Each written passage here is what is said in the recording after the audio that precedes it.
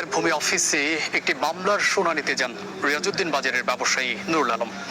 পরে তাকে আটক করে চট্টগ্রাম থেকে যাওয়া পুলিশের গোয়েন্দা শাখার একটি দল। রাতে কারাগারে তার মৃত্যু হয়। এজন্য প্রতিপক্ষ আরিফকে দায়ী করে পরিবার।